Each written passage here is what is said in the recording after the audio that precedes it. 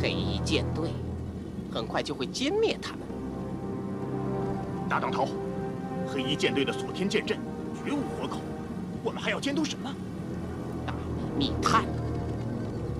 听说护龙山庄的大内密探身份极度神秘，不但进得铁胆神侯真传，而且都到了中原以外的地方秘密修炼武功。可是只有他们3个人，他们能干出什么来呢？都主现在掌管东厂与锦衣卫2大力量，还怕什么铁胆神侯？我不是怕，我是想让这3个神秘的大内密探现身。如果杀了他们，把尸首带回去给曹都主看，肯定会有大大的赏赐。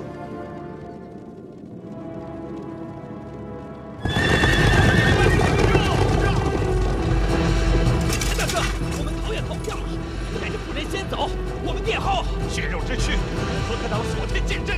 当中一刻是一刻。走。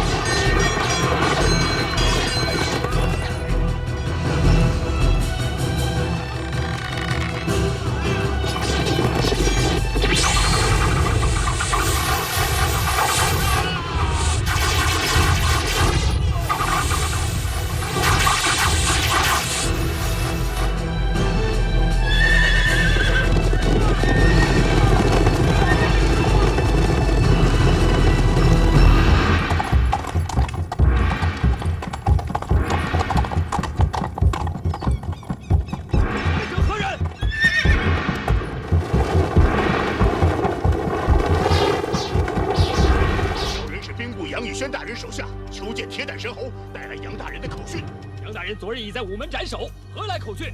杨大人惨被东厂曹正纯所害，有遗言留下。我2日内累死了4匹快马才赶到的。身后不见客，此事10万火急，请求通传。杨大人忠肝义胆，惨死于奸人手下，他有遗言送来，诸武士定当聆听。请这位将军进。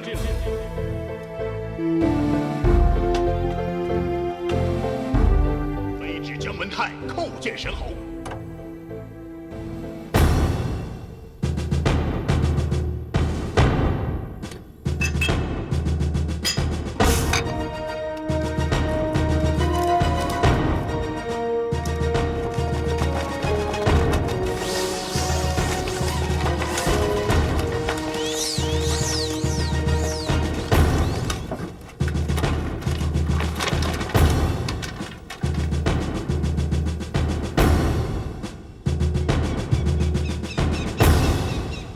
曹正纯已掌管了东厂和锦衣卫，也封了皇上的言路。本王纵是皇族，但是要见皇上一面，也是难上加难。我知道杨大人被诬陷，待要营救，但是已经太迟了。杨大人就是向皇上上了一封简书密函，被曹正纯截了下来。燕贼曹正纯就诬陷杨大人是通藩卖国，严刑拷打。当日刑场上斩首之时，其实杨大人已经气断声绝了。我不会让杨大人白死的。当今天下，能与曹正纯作对的，只有护龙山庄的神侯您和您手下的大内密探。求神侯为大人报仇，这就是杨大人留下的血书。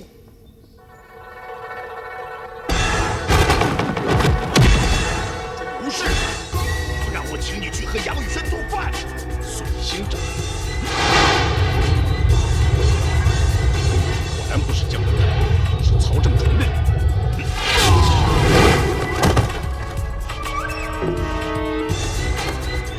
预防。护龙山庄最厉害的不是武功，而是情报和谋略。各司各处守军、都尉以上官员，我这里都有宗卷。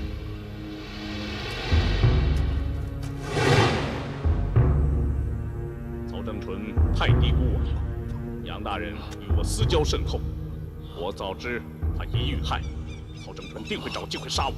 好你个老狐狸！杨大人的兵符是曹正纯一直想要拿的，但是他抄了杨大人的家也找不到，是因为兵符已在路上，送往边疆，给杨大人的手下周将军。哎，公主早就派人去捉拿杨玉轩的儿女了。曹贼想到的事，我铁胆神侯会想不到的。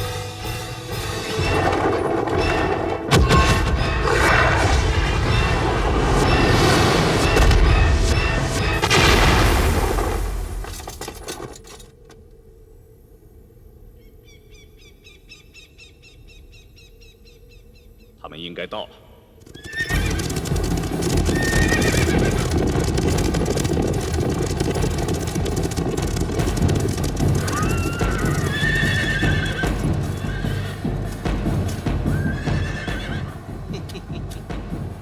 已经将目标包围住，下令歼灭，一个不留。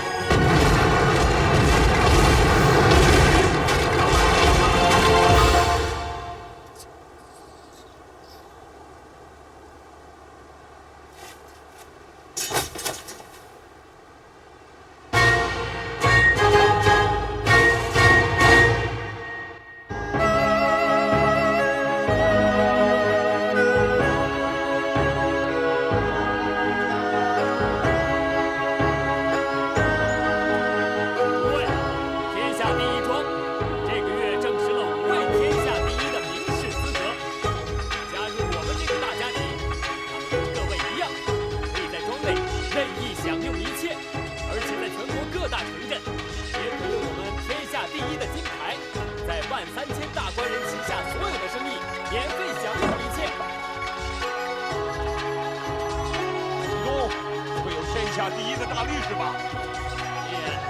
您天下第一大力士的头衔在这儿已经有9年了，每年的挑战者都失败，这大家也都知道。可是今年，您要交出金牌了。谁的力气比我大？就是后边这位姑娘，她叫共工。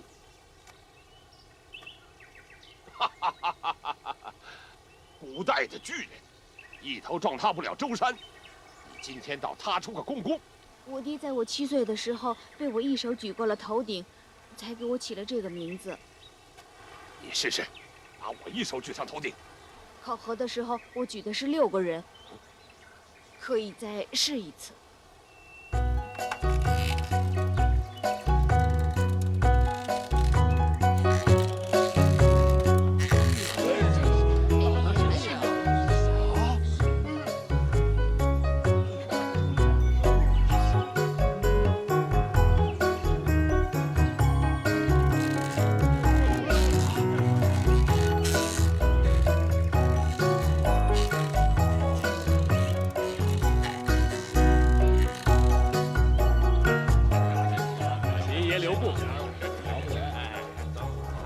没本事赢他。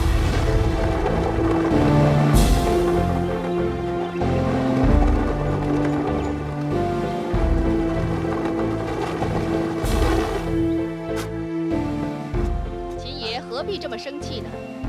共工是我们天下第一庄的新成员，不过他不是天下第一大力士。他是天下第一幻术师。哎呀，果然内有玄机呀！参见庄主。上官公子，管事说有2个人上榜，现在只有1个，余下1人。白公子，正是这个人要挑战你天下第一君子之位，海棠正想和你商量这件事。白无暇相亲名利，这个虚名谁爱谁拿去。不行，天下第一庄选人向来很严格，还请白兄和在下到内堂商议一下。白无暇自当从命，上官公子请。请。好幻术，大家交个朋友吧。人呢？我没有杀他。死不了，大太太。跟我喝杯酒吧。好。天下第一庄地方虽大，我也曾到过8九，还真的未曾踏足过上官公子这清幽的后院。我把这叫做知鱼兰。庄子与惠子2个的说法，我还是同意惠子的。子非鱼，安知鱼之乐？正好像我不是白兄，我又怎么能知道白兄在想些什么呢？上官公子真是有意思。杨宇轩大人已经遇害了，你可有耳闻？哎，忠臣义士都被曹正纯这个阉贼排挤诬害，这天下真的是正道难存了。听说你和杨大人私交甚密。上官公子如果怕天下第一庄因此受牵连，白某这就离去。这倒不用了。我天下第一庄岂是等闲之辈？而且有13000万大人鼎力支持，我想曹正纯他不敢惹我。那上官公子的意思是？我有2位朋友想和白兄聊聊天儿。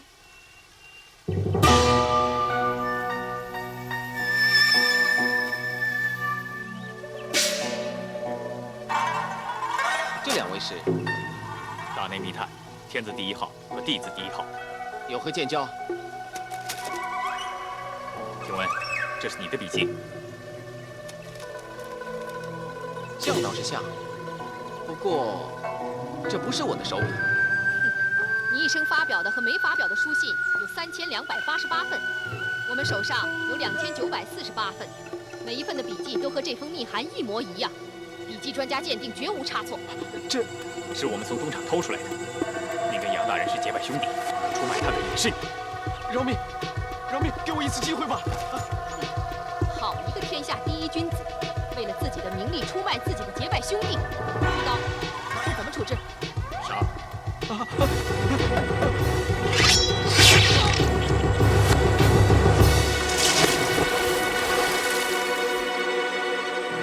真对不起白公子，忘了告诉你，本庄主是大内密探玄字第1号。还好你手下有天下第一神偷，不然这封信真的很难到手。这封信根本就没到手，神偷已经被曹正纯杀了，是我请天下第一假冒高手写的。不过是他白无暇心虚，没有看清楚信就自己认了。这么说，该叫你天下第一老千才对。义父要我们办好事情之后回山庄见他。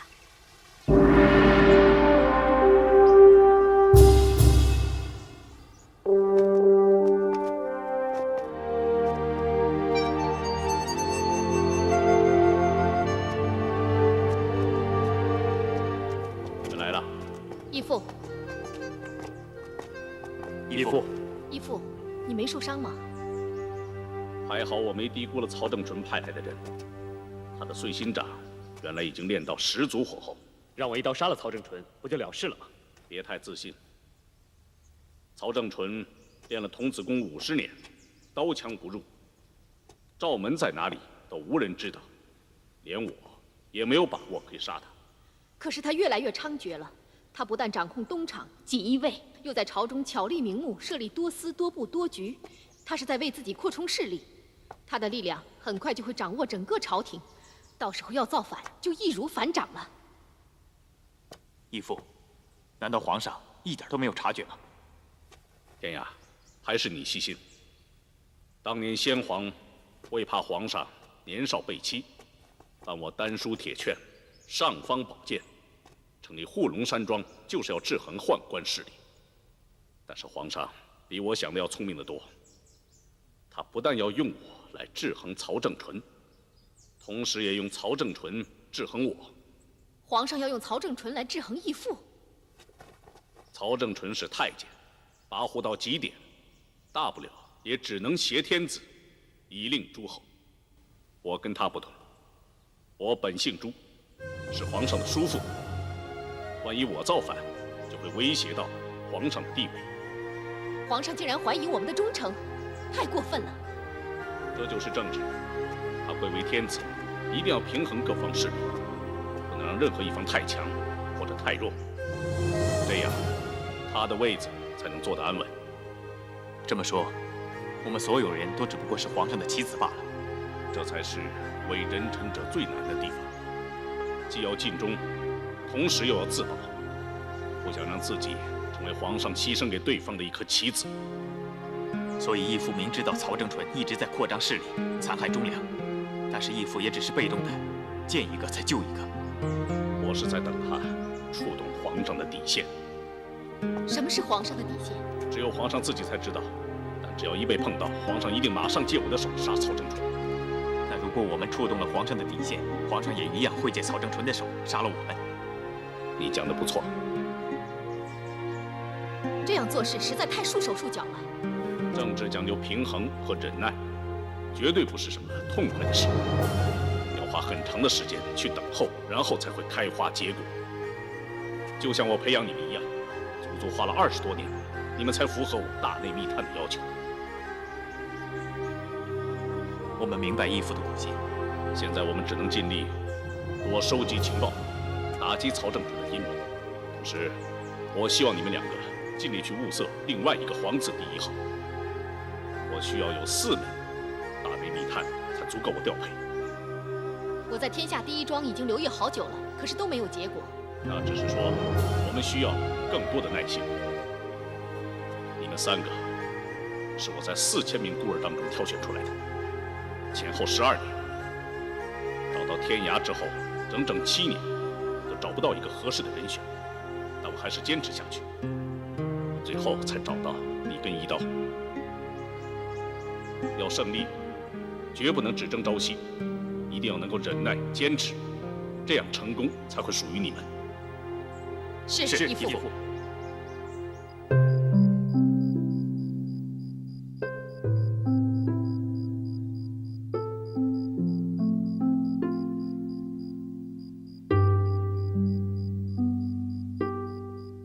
你还是喜欢躲在这儿看月亮。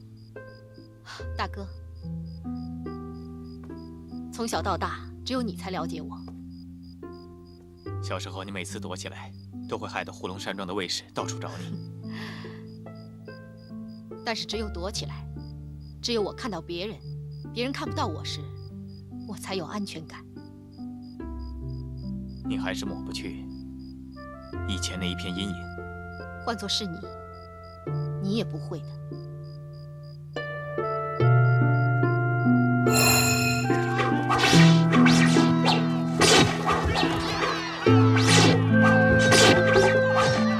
奶娘，这些人为什么要抢东西杀人？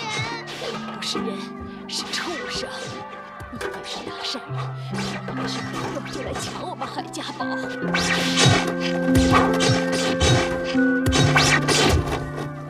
记住这个人，他叫鳄鱼，他就是强盗头子。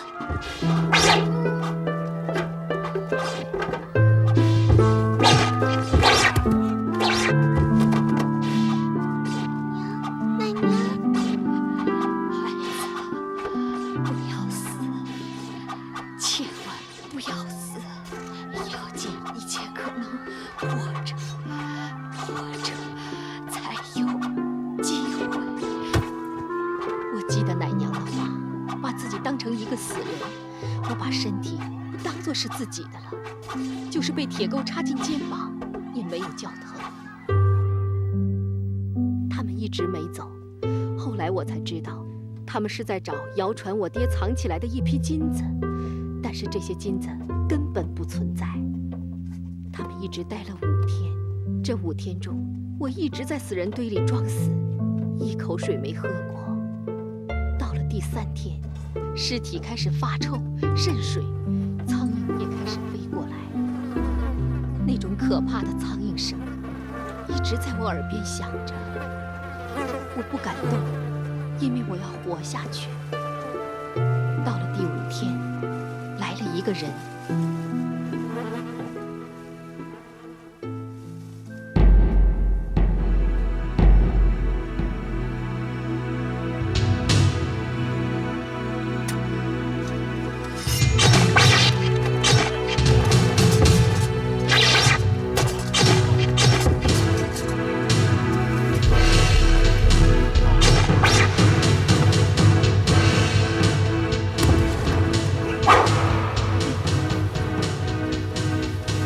叔叔，你可不可以不杀他？为什么？他伤得很重，不杀他也活不了多久。我想让他听听苍蝇的声音。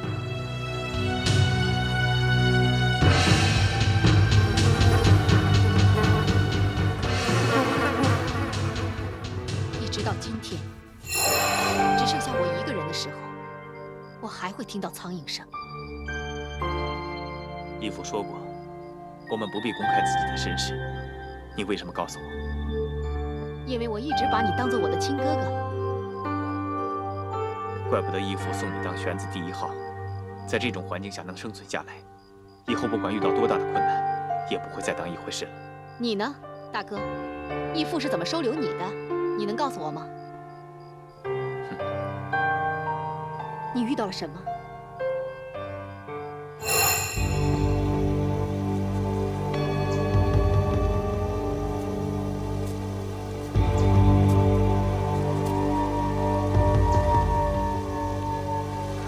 孩子，这是你父亲吗？那你为什么守着他的尸体？等野兽。为什么？我想亲眼看见他被野兽吃得尸骨无存。你跟他仇恨很深吗？他杀了我爹，又逼迫我娘跟了他。从7岁开始，我每天被他打了又打，骂了又骂。后来姐姐被他糟蹋了，妈妈和姐姐一起投了井。你是怎么保住这条命的？我躲在林子里，一直磨着一把刀。就等他走过你身边，一刀插进他的胸膛。你不怕在杀死他之前，自己已经饿死了吗？我没有地方可去。那你跟我走。你真是很勇敢。不错。义父。义父。我从没有在一个孩子的眼中看到这么强的杀气和孤寂感。我找了5年，先找到了天涯。从那一刻，我知道护龙山庄的大内密探有机会成功。义父，可是很少听你提起一刀的事。如果不是你们提起，我也不想说。其实一刀的身世很神秘，他也不愿意和任何人讲，所以我知道的也很少。义父，您所拥有的卷宗如此庞大，这样也查不到吗？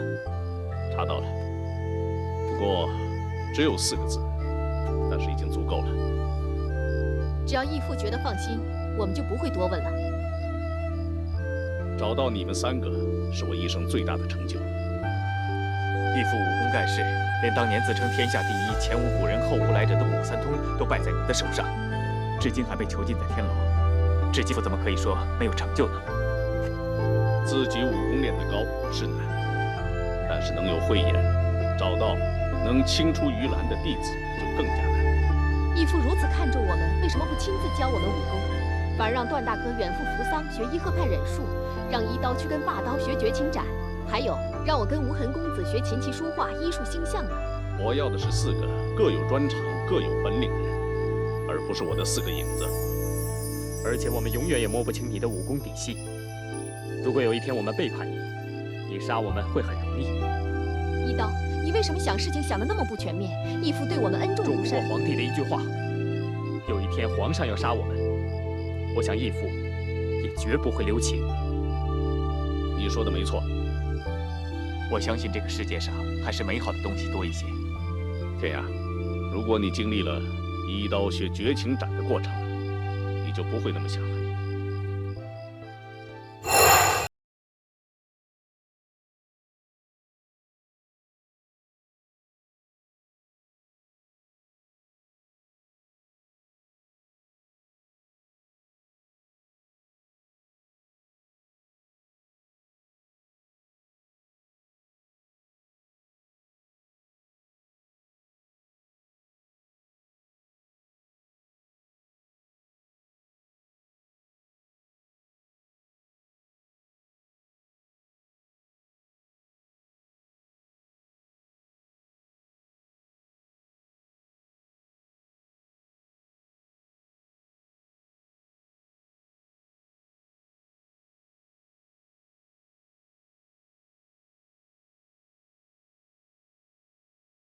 可以学我的秘技绝情斩了。不必了。为什么？你来此7年，不就是想学秘技绝情斩吗？我已经领悟到了，绝情绝义、绝怜绝爱、绝亲绝友之后，就是绝天绝地、绝神绝魔。天地之间，唯有我刀。心法你可以领悟，刀法不要学吗？天地之间，唯有一刀。这一刀是令鬼哭神嚎，任何刀法都难以匹敌的。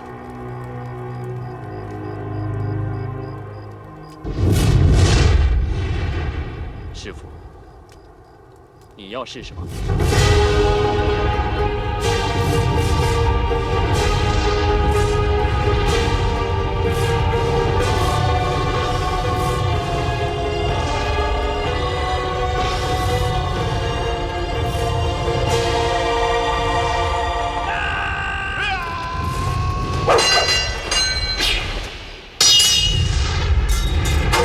从那一天开始，霸刀就失踪了。是一刀杀了他吗？可以这样说，是一刀杀了霸刀。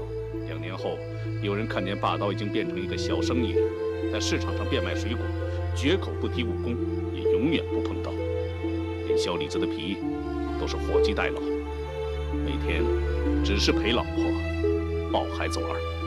他又重新找到了情谊、怜爱、亲友，也放下了刀。现在他很快乐，不知道我们能不能像他一样把刀放下。我答应你们，那天不会远。现在我们最重要的任务还是去找到皇子第1号。还有，明天我要去大内天牢。义父，你要去见古三通。每年3月初1，我就去见这位老朋友。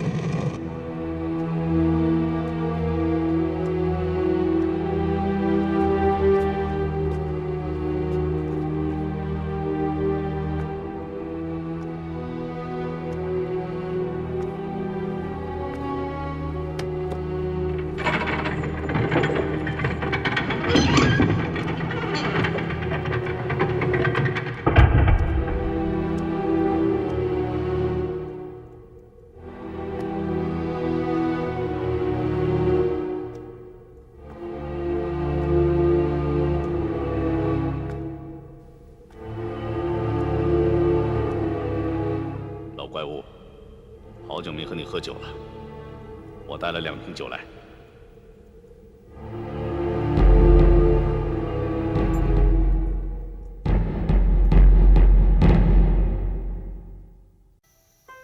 不知道我们什么时候才能帮义父找到皇子第1号？有什么好心急的？义父不是说了吗？我们不能只争朝夕，只有能忍和有耐心的人，才能得到最后的胜利。你终于会笑了。自从你从东营回来，就没见你笑过。你笑起来还有点像小孩子呢。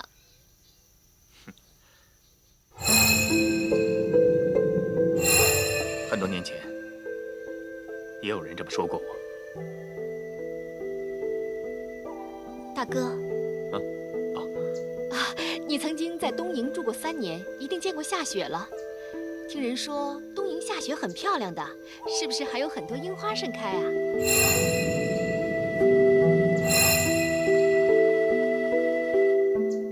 大哥，大哥，不好意思。没事。我是不是说错了什么，让你想起了不开心的事？没有，我想一个人出去走走。那我陪你去吧。不用了。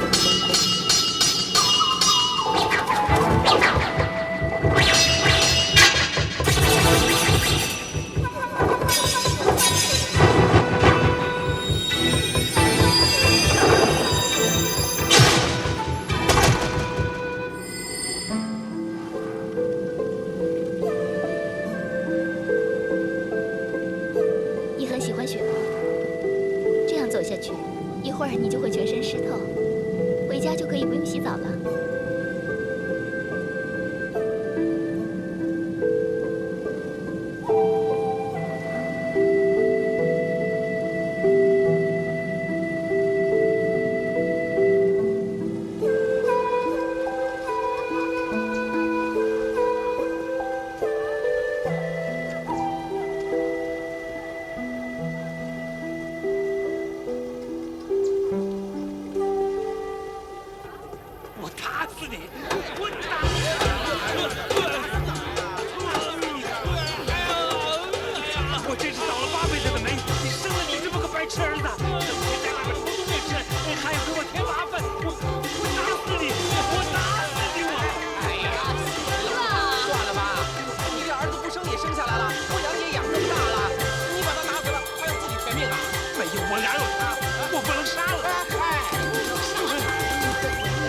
怀胎的老婆嘛，他同意你这样做吗？这也是他的儿子呀。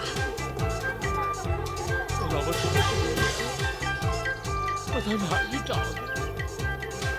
你用心的想一想，生个儿子不是就算了，除了要养之外，还要教育。如果你能好好的教育他，他还能出来偷东西吗？是不是孩子啊？啊？婆婆，他好毒啊！他经常打人。有鸡吃的时候，他吃鸡腿，让我吃鸡屁股。哎，这就是你的错对了。哎呀，老兄，你还是算了吧。儿子吃了什么，由我们付算了。回家给他弄点鸡腿，他就不会出来偷东西吃了。是啊。听婆婆的，婆婆给你钱啊！你拿了钱之后啊，就可以回我们家，乖，不能再偷东西了啊！多谢婆婆。你还不快走！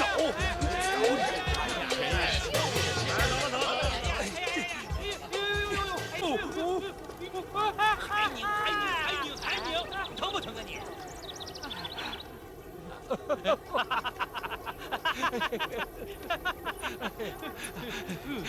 那么多钱包都在我这里，那么多钱呀！哎，我这儿更多。刚才那么多娘们围着你，占了不少便宜吧？哎，最年轻的也比我妈还老的，哪有便宜可占？下次你扮傻儿子，让我来打你。哎呀，趁现在有运气，我到赌坊去赌2把啊！哎，等一等，啊，这个钱包是刚才那个婆婆赏给我的，她刚压了棉被10文钱，还给了我2文。哎呀，天下可怜人多着呢。不行，我要还给她。哎呀，你真是白痴啊！我就还给她1个人，你在里面等着我。程世飞，哎呦，你要自找麻烦，我也管不了你。我去赌坊去。我的钱没有了，我的钱没有了。我们的钱包也不见了。是啊，一定就是刚才那对父子。对，一定是他们。那8文钱是给我老头子买药的，没有这个钱，我老头子就死定了。我的天哪，我怎么办啊？哎呦，我的天！钱包回来了。这哪儿来的？是从天上掉下来的。人一定就在附近，赶紧给我找！我发现了，我打死他！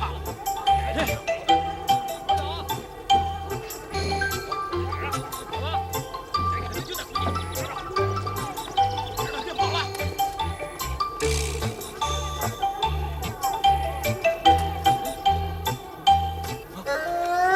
钱给我打！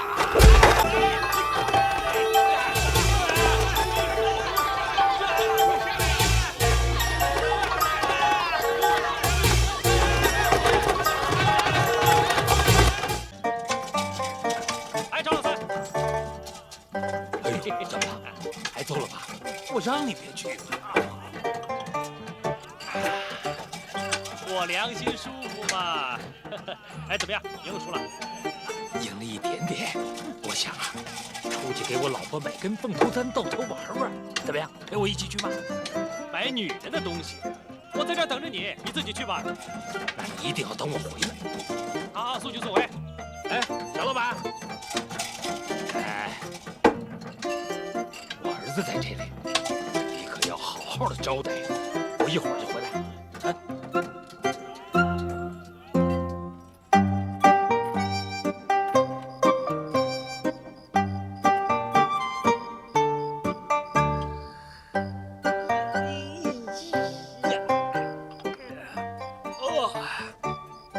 这么晚了啊？哎，张老三呢？啊，我还要问你呢。鬼知道。啊！他输了50两银子，说出去筹钱，马上回来。他把儿子搁在这里做抵押。我不是他儿子。我放你走，我是你孙子。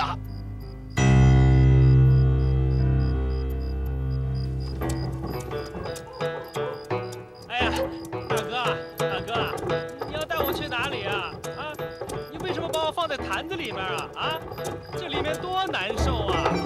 大哥，你们要带我到什么地方去呀？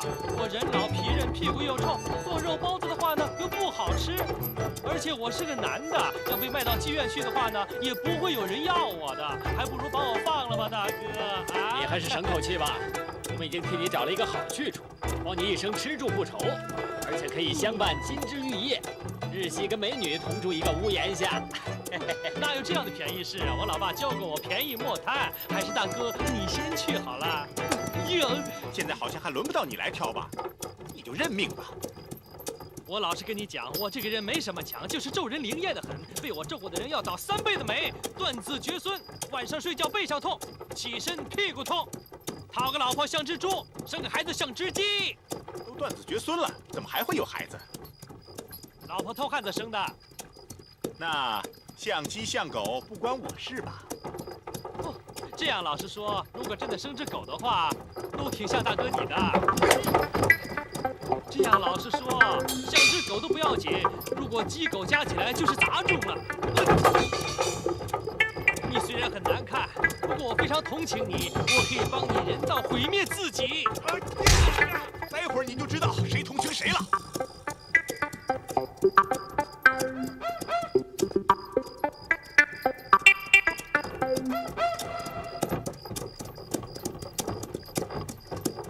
站住！来者何人？孙公公送人来了。进去吧。老实点。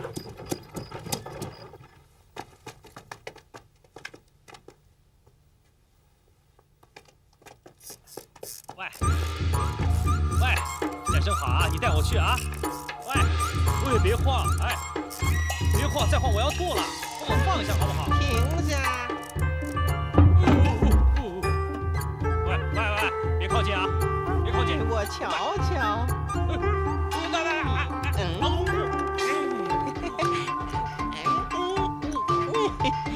不错，不错。叔叔，抬我进来的那2个人呢，不代表我的个人立场。不如你先放我回去，我明天带我的经理人来给你一个好的档期，到时候做什么都没有关系。最多的话呢，我可以给你一个5折优惠。我付了50两银子了，你现在是我的。你是？我是孙公公啊。公公？谁是你外孙呐？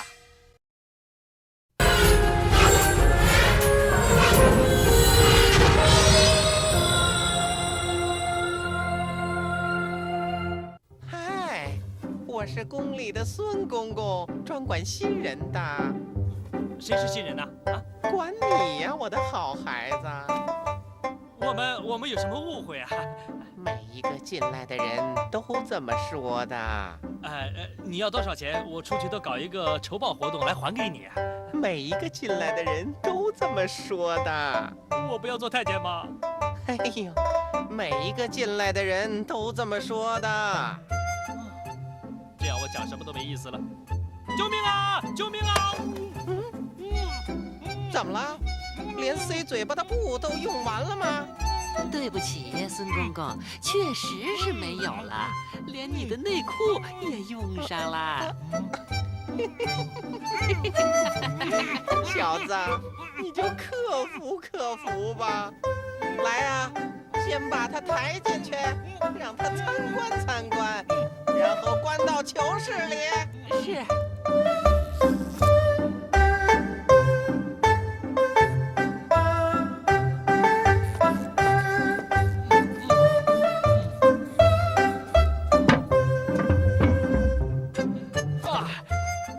为什么这里这么热呀？他们都是刚净了身的人，宝贝都被拿走了。这个时候一点风寒都不能受，要是受点风寒啊，神仙都救不了，都没有人生乐趣了，不死都没有用了。哎，可是我不明白，为什么插根羽毛啊？羽毛插在尿管里，3天之后拔掉羽毛，要是尿得出的话就没事了，要是尿不出的话，就是神仙也救不了喽。哇！我不要插羽毛！哎，别冲动，别这么大力气，好不好？别！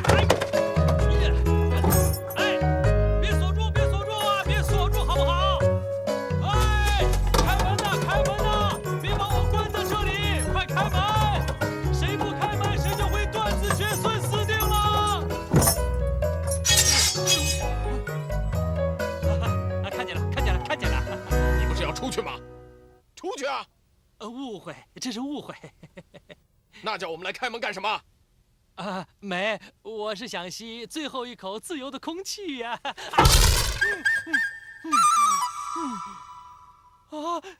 贱人，关门也不先通知我一声，撞得我鼻子都流血了。想办法，想办法，想办法，想办法，想办法！我不要长羽毛啊！想办法，想办法，想办法，想办法！冷静，冷静，冷静，冷静，冷静，才能想到好的办法。冷静。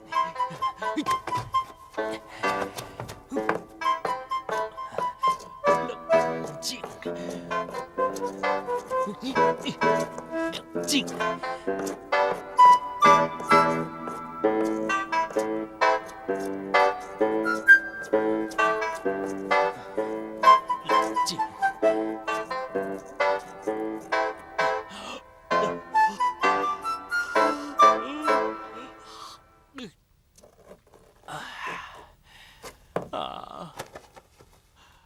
我现在好冷静啊，冷静的想睡觉啊，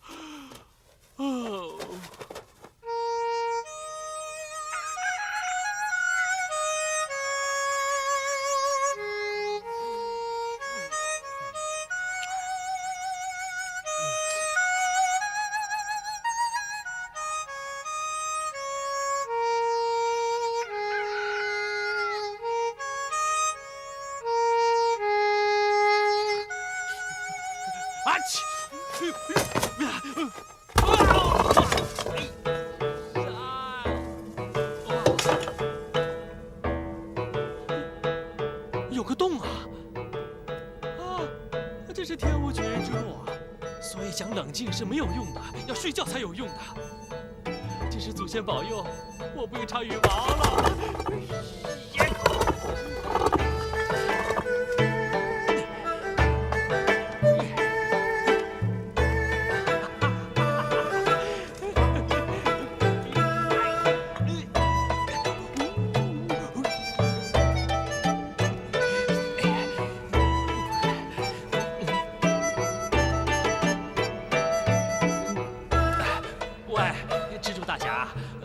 是天涯沦落人，小的初到贵境，你就放条生路吧。啊，喂，我是最怕蜘蛛的，你快点走开，好不好啊？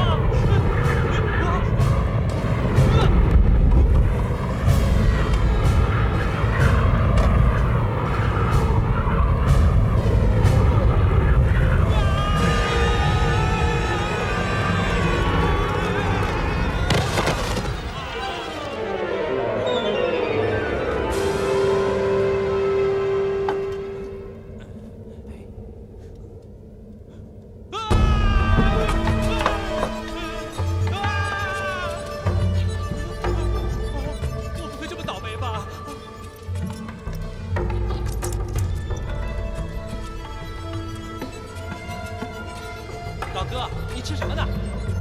蜘蛛。哦，好不好吃啊？是你把我吸到这个地方来的吧？啊？你怎么会到了天牢第9层啊？哦，这里是天牢第9层啊！我不知道，我是被人卖到宫里做太监的，跟着我就发现了一条地道，跟着我就调到这儿来了。哦，是老李挖的地道，他跟你一样被卖进宫当太监的。老李啊，他逃出去了。不，刚才就在你手里呀。你，我每天运功，从通道中吸蜘蛛、老鼠、壁虎等食物。他在地道里也被我吸进来了，跟你一样。可是他运气差，摔死了。这么我不算运气差，我还算运气好的？不，你更差。我不吃死人，只吸活人。吸血，我贫血的。不，内力。这么还好，我不会武功的。怎么，你一点武功也不会？老实说啊，如果我见到2个人走过来，我立刻掉头就走；如果1个人走过来，如果他不重的话，80斤，我可以对付他。好，好，7年没见过一伙人，一见一看就是一个一点武功都不会的笨蛋。你在这里住了7年了，20年了。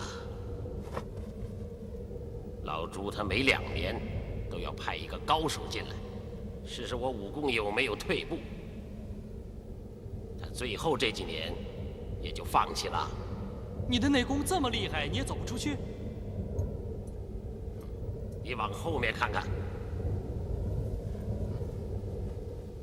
铁什么神？文武两不全，铁胆神侯这4个字你都念不全。铁胆神侯，当今皇叔天下武功第一的铁胆神侯。呸！天下第一不见得吧？这样又不是这样讲了。铁胆神侯是武林中打败天下无敌手，正同当年古三通也打败了，跟着关在天牢第9层，视为天下。这里不就是天牢第9层吗？啊，难道他就是古三通？啊，顾前辈，您大人有大量，大人不计小人过。我是有眼不识泰山，您就当我是发疯了，当我什么都没有做过，什么都没有听过。我是被他打败了，输了半招，就是因为这半招。被整整关了20年，败了半招了，可以认输，再重新再来嘛？呸！半招是输，粉身碎骨也是输。古三通说过，输了就由朱铁胆任意处置，我绝不因为半招而反悔。那个时候，他是凭着终生治不好的内伤，硬接我古三通的金刚不坏神功。而用他的纯阳指指点我胸口，我是输了谋略，不是输了武功。我不太明白，我武功再高，也只是个莽夫，而他是巾帼之才，懂得牺牲什么去换取什么，都不是很明白。有时候不明白也有不明白的幸福啊。我只是不明白，你这么大的本事，这块铁牌怎么可以挡得住你呢？不是铁牌，是承诺。一个不守承诺的男人，根本不算男人。你承诺了什么？见牌如见人，有铁胆神侯这4个字的地方，寸步不能进。这里是这个洞唯一的一个出口。见到这个铁牌，你就不能出去。哎，你为什么不从这儿出去呢？那是狗洞。我古三通宁可再关20年，也不要钻狗洞。而且，我出去干什么？天下人都知道我输给了朱武士，我的武功只是天下第2。天下第2也不错呀。对我来说，不是天下第1就等于死。哇，那我这天下第88万888，那就是死定了。你不是？我根本就不会武功啊！你知道他们是谁吗？少林、峨眉、崆峒、昆仑、武当、华山、丐帮、魔教8大高手，每一个都被朱武士打败，关了进来。朱武士故意要看我的功力有没有退步，想让他们再一次打垮我、羞辱我。可是我绝不允许自己再输。结果他们每一个人都被我的气功大法把功力吸干，我一天比一天强大，而且学会了8大派的所有武功。你在这里武功再好也没有用啊。对，11年前我就想通了，老天有眼呐，今天把你送给了我。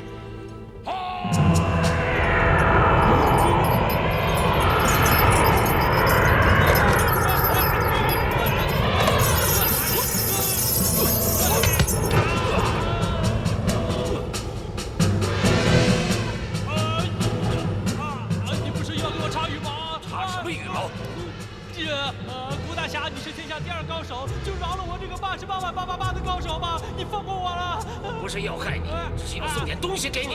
生日礼物，我生日还没有到，到时你再送给我好不好啊？现在轮不到你挑。为什么这几天人人讲的话都一样啊？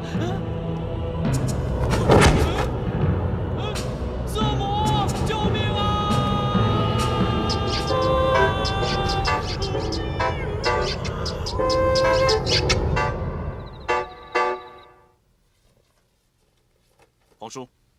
怎么样？天香国色，唯眼神不正，恐怕有异心，皇上。出云国朝贡朕天朝多年，丽秀公主由大臣乌丸护送前来与朕完婚，应该不会造次了。乌丸年轻的时候是一个武将，听说武功极高，一把快刀不知藏身何处，刀光一闪，敌人立刻人头落地。派这样的一个人来，我们不可不防。他们已到京城了，明日必当求见。那朕要如何才不失了身份呢？臣已有良策。启奏皇上，大内密探海棠、段天涯求见。请他们进来。是。皇上，今晚我派段天涯跟海棠先去国宾馆查探。那出云国与东瀛仅一水之隔，风俗习惯极为相近。段天涯在东瀛住过几年，应该可以看得出点端倪来。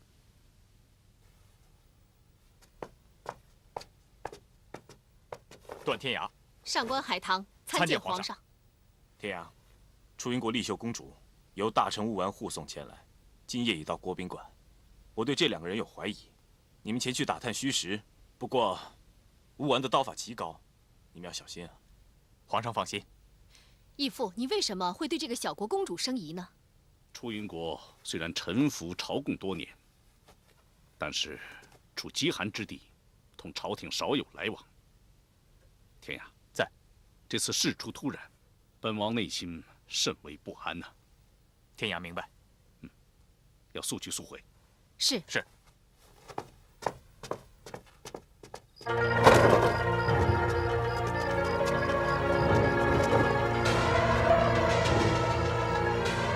他们回来了。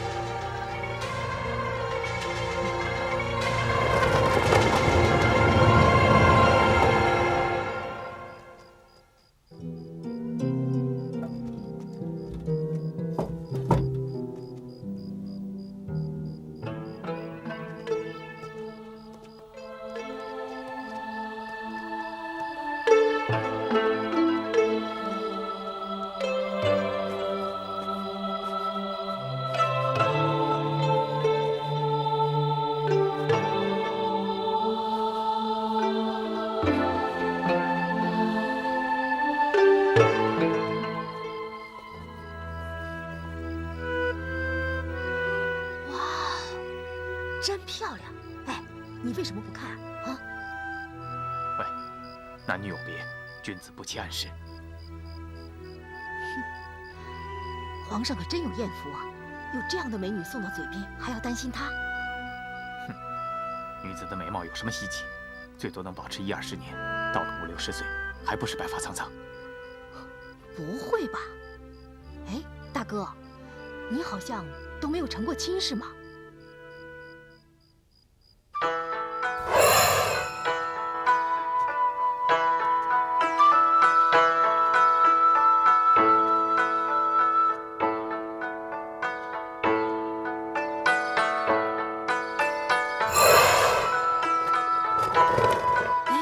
为什么一说成亲你就走了？哦，是不是被哪家姑娘给抛弃过？啊？如果丽秀公主愿意嫁给你，你愿不愿意啊？我跟她有什么关系？随便这么一说你就不高兴了？你一定是在东瀛有过意中人吧？有过，不过她已经去世了。啊？对不起。没关系。那是很久以前的事了。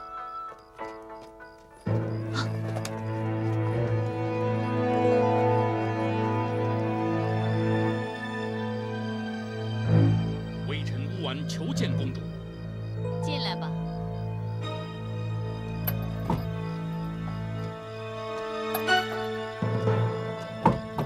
微臣该死，这么晚了还打扰公主就寝。听说有飞鸽传书，对吗？是。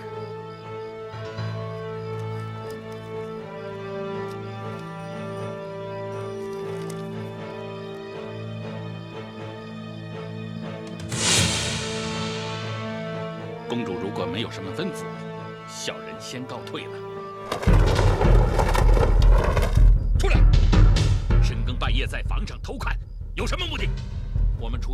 虽然是小国，但是公主，不能让人欺负。小心他的刀。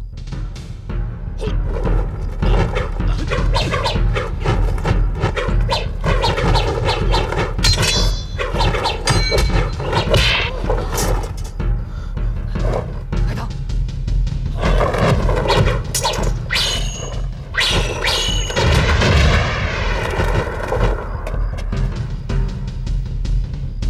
他娘的，让他们跑了！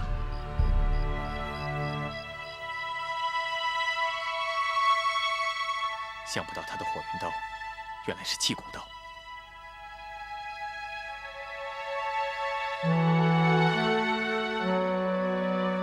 他的掌力气热无比，你现在烧得很厉害。怎么办呢？不能让体温再升上去，不然会烧坏脑子的。召天下第一神医，恐怕来不及了。不如我用耶和派的放血法试试。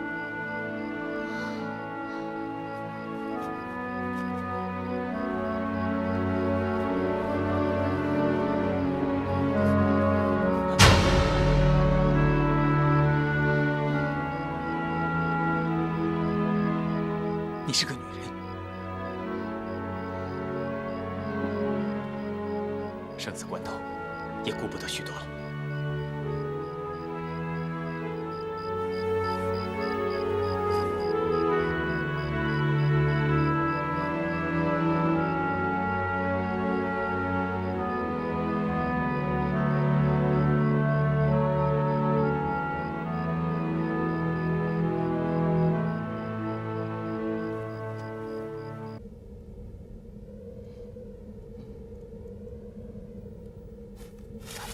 大祸！他拉破了我的衣服，还亲了我的嘴。难道我被他玷污了？真是惨，红颜薄命啊！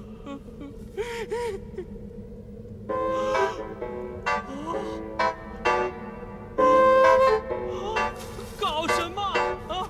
侮辱了我，还替我纹了身。这是八大门派的绝学，武功秘籍。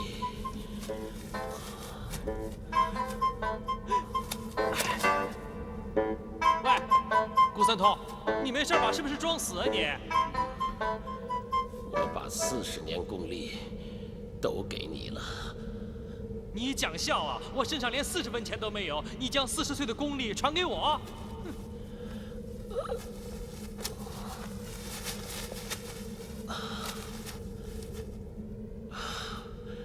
我没有选择。我20年前种的纯阳智伤复发，经脉逐渐硬化，活不过3天。功力不传给你，就是白白浪费了。你给我跪下！为什么跪你？你又不是我老爸。我就快要死的人了，你就算逗逗我，不行吗？这样好了，老爸，撞鬼了！我为什么叫你老爸呀？好，现在你是金刚不坏神功第9代传人，叫我一声师傅吧。金刚不坏神功？什么是金刚不坏神功啊？金刚不坏神功，一生只能用5次，每用1次，掌心就会裂过一道血痕。用到第5次，就会形成一个弓字。若你再用到第6次，你就会3功身亡。所以，不到万不得已，不得轻用。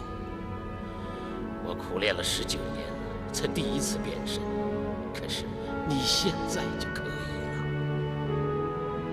变来干什么呀？会变成什么样子呢？你感到腹内肚脐下有一股流动的热气吗？有。用你的意念把这股热气运用到脑子里，再散发到全身各处。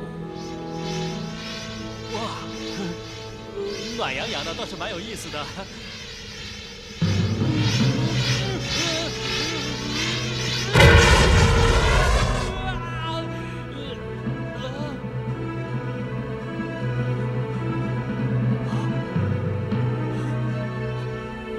怎么会这样呢？你现在已经是无坚不摧，遇神杀神，遇佛杀佛。真的是砰砰声啊！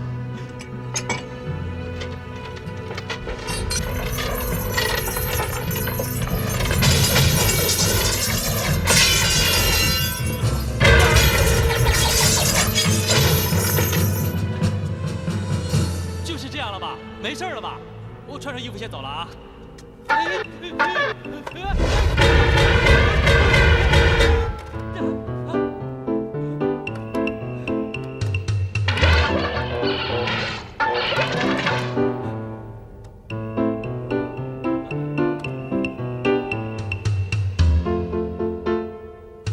我有传人了，我有传人了！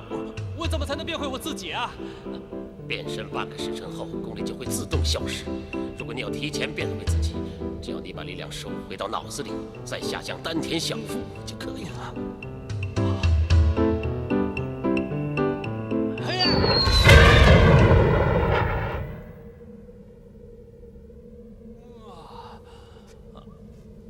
哎呦！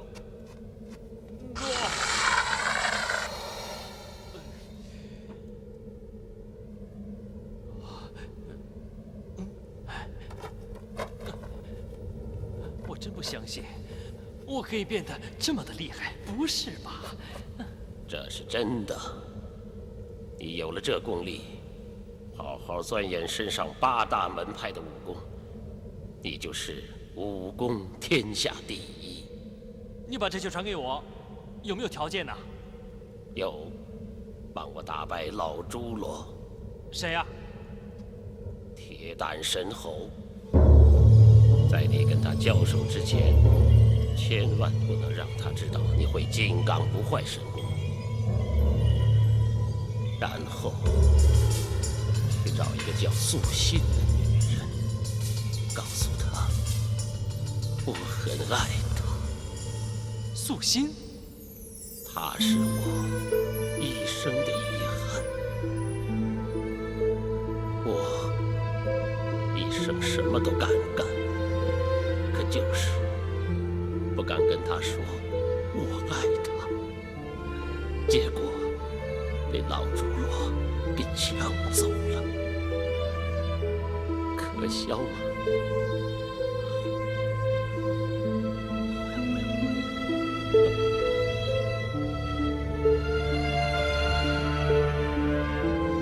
老前辈，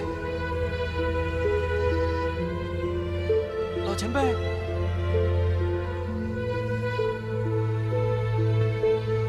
顾三通老前辈。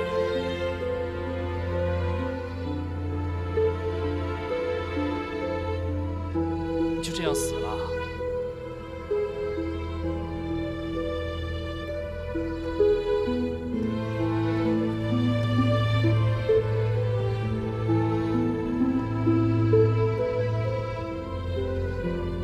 老前辈，我一定替你找到你一生最爱的女人素心，告诉她你爱她。但是铁胆神猴，我就没有胆量去找她了，请你原谅我。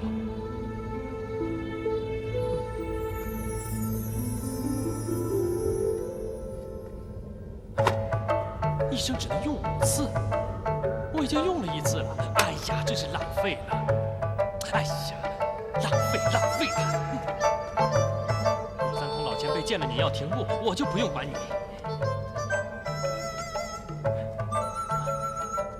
这样我岂不是又多变了1次？那很吃亏啊！有没有轻功？有没有轻功啊？啊，有了，有轻功，当梯云宗。练完以后就可以飞出去了。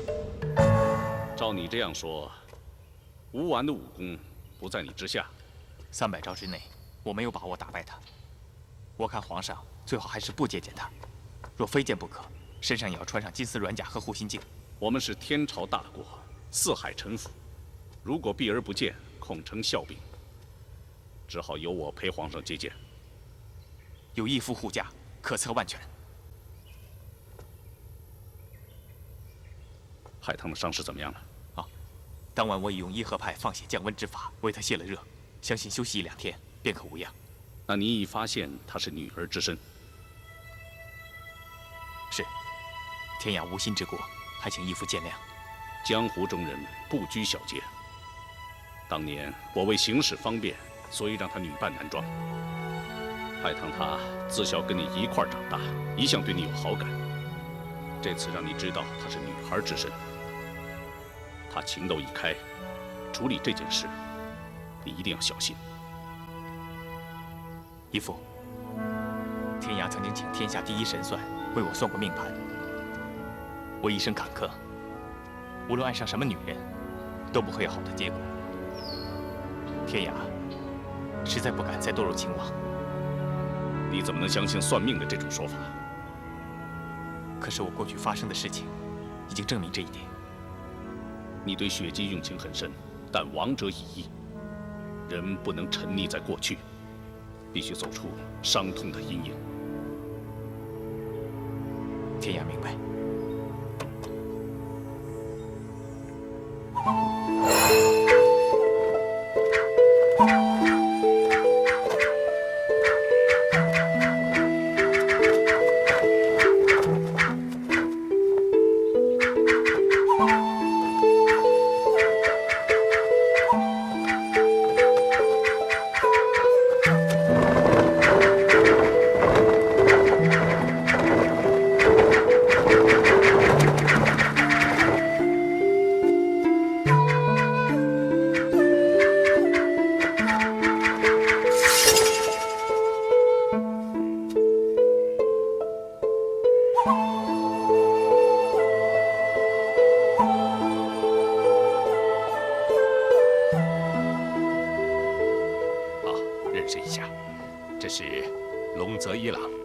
小女雪姬，她专攻枪术和剑术。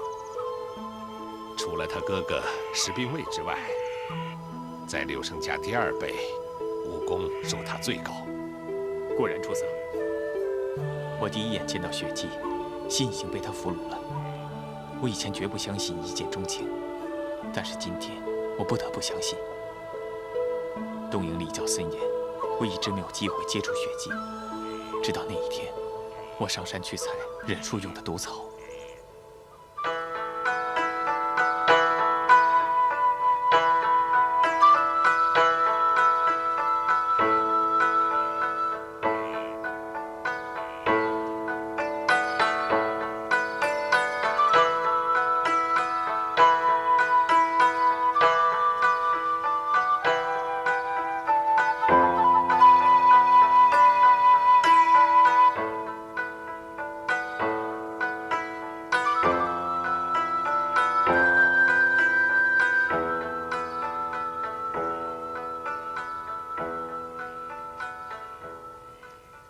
雪姬小姐，龙泽先生，我听说你伊贺之武功极之怪异，一直想领教，但家父不许。到今天，我已按耐不住我的好奇心，非与之比拼不可，请您成全。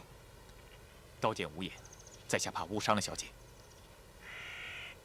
你是不是看不起我？在下不敢。你再不拔剑，休怪我无情。在这儿杀了你，父亲大人也不会知道的。小姐苦苦相逼，那天涯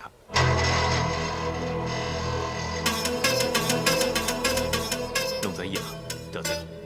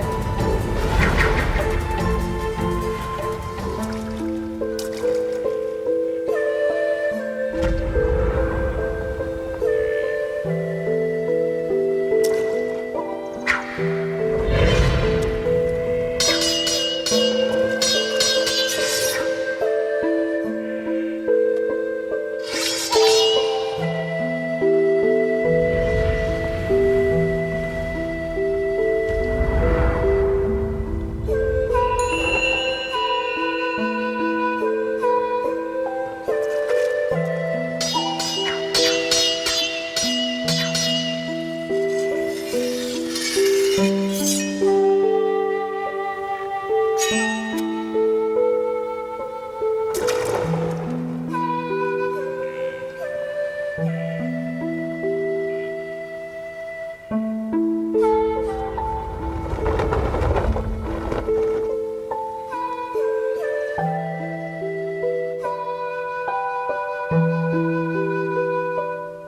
负已分，别打了。一贺忍术，果然匪夷所思。承让。刚才你自报姓名时，先讲“天涯”二字，你是汉人。你听错了。我们柳生家子女自幼学习汉语，怎么会听错呢？莫非你是汉人？对不起。我回去告诉父亲，他绝不会放过你。我们柳生家的武功，绝不可亵于汉人。你想怎么样？你可以选择杀我灭口啊！你不要逼我。看你的样子那么紧张，好吧，你答应我一件事儿，我就帮你保守这个秘密。什么事？背我下山，我累了。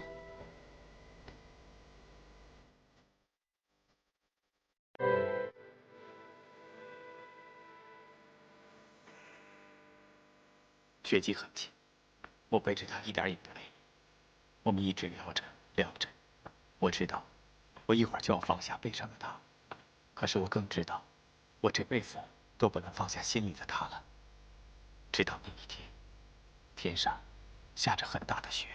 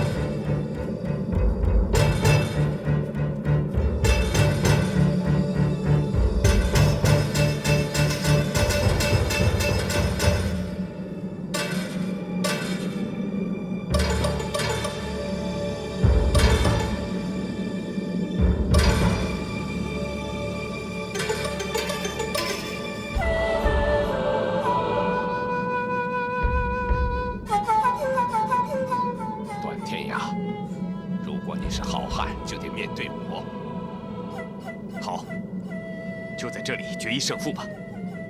但是这一切都不关雪姬的事，求你原谅她。这是柳生家的家事。可是雪姬已经是我的妻子了。今天如果你还是柳生家的人，就站过来；否则你就跟他一起到地狱去。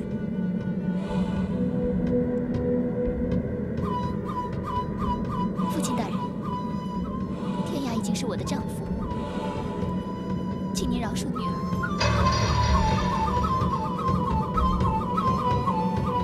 好，我们的关系就如同这顶竹笠。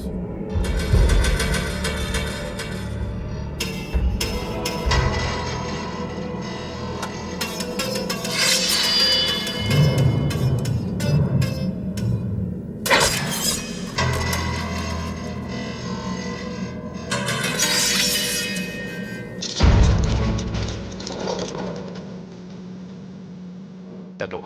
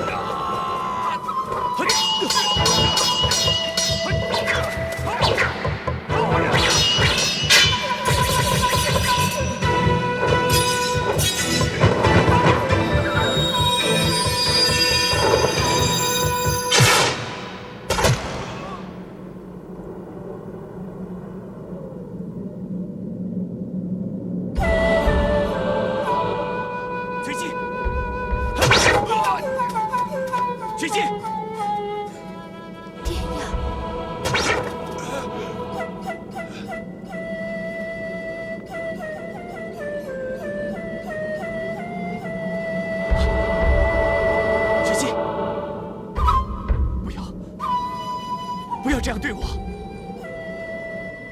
不要啊！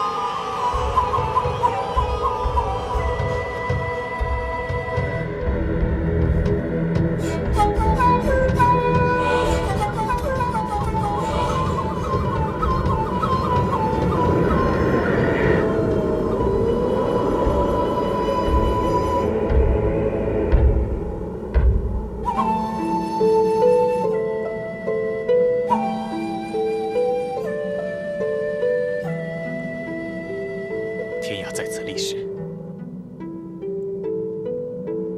从此终生不娶。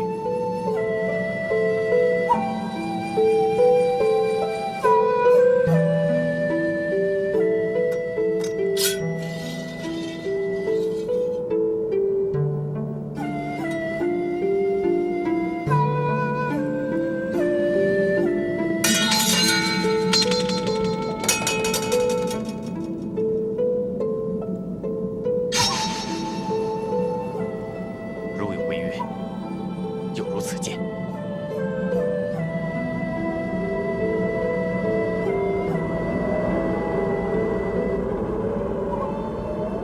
你用情太深，你这种感受我也曾有过。每年我都会到天山一次，你知道为什么吗？不知道。是去看一个我深爱的人。深爱的人，他已经死了20年。是去拜祭？不，他是个活死人，一个吃了天香豆蔻把生命凝结住的活死人。天香豆蔻，是相传世上只有3颗的天香豆蔻吗？当年他受了重伤，我没办法救他。可是找到一颗天香豆蔻，把他生命凝结。若我再找到第2颗，那他就可以重生。但直到现在，我都没能找到。这件事我从来没有告诉过任何人。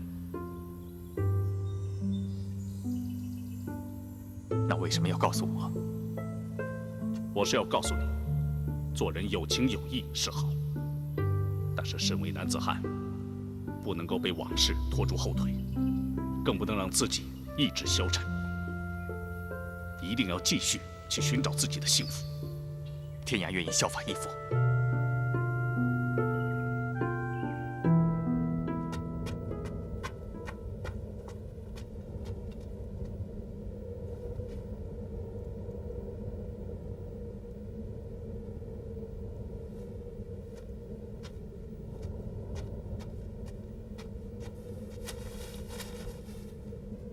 顾前辈，我真的走了。